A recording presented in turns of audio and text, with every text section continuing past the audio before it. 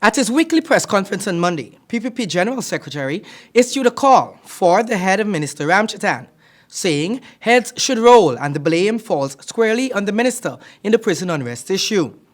Minister Ramchatan has responded in kind, noting that Rohee can't call for his resignation, since that has a set process already.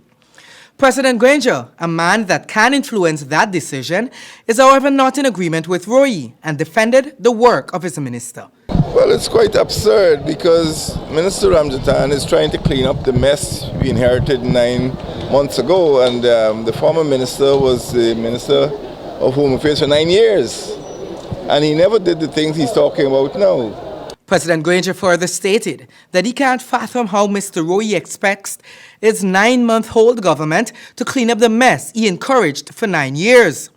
The head of state said Rohee failed to implement several recommendations, and his government is now tasked with correcting this. All the problems we discovered have existed for a couple of decades. There was a huge riot at the Mazruni prison where several buildings were burned down.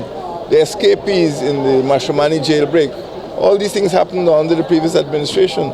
We're now trying to put structural reforms in place to prevent a recurrence.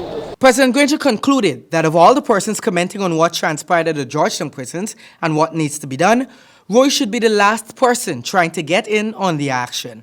Of all the persons who made comments about the jailbreak, I think the former Minister of Home Affairs is the least qualified because he had the best opportunity to prevent the outbreak that we saw last week. George, the new government's Commission of Inquiry into the prisons is set to cover not only the Camp Street prison, but other such facilities nationwide. President Granger is justified in his reasoning, since after several incidences of a similar nature, the PPP during their tenure indeed failed to implement recommendations to remedy the prison situation, a reasoning shared by many pundits.